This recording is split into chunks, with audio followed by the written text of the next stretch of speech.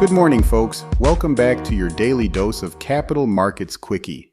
I'm your host, Endrit Sella, giving you the quick and easy scoop on what's moving and shaking in the markets as you kickstart your day. So let's dive right in. So it seems like the stock market had a bit of a pep in its step on Monday afternoon.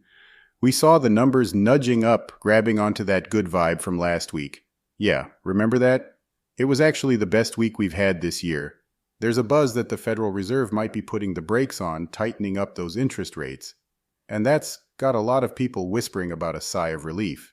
Now, for you tech enthusiasts, the Nasdaq Composite made a modest jump, climbing by 0.17%.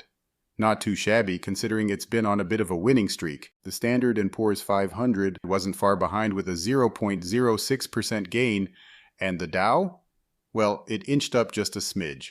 0.04% or a humble 12 points.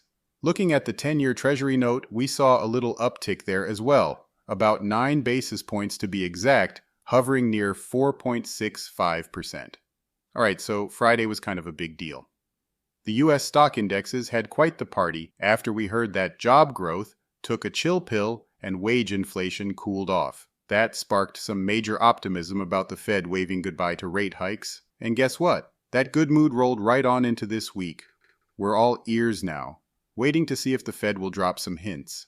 Jerome Powell, the big guy at the Fed, is slated to make 2 appearances this week, and we've got other Fed officials like John Williams and Raphael Bostic stepping up to the mic too. But hey, let's not get ahead of ourselves. Some experts on Wall Street are saying, hold up, don't throw all your eggs in one basket just yet. They're flagging us to stay ready for a roller coaster ride with the stocks.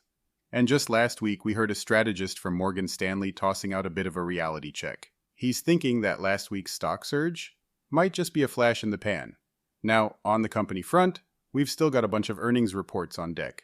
But the calendar's looking pretty chill on the economic news side. Though, keep your eyes peeled for Disney's report card coming out Wednesday. That's going to be a headline grabber. And hey, let's not forget about commodities. Oil's been making some moves.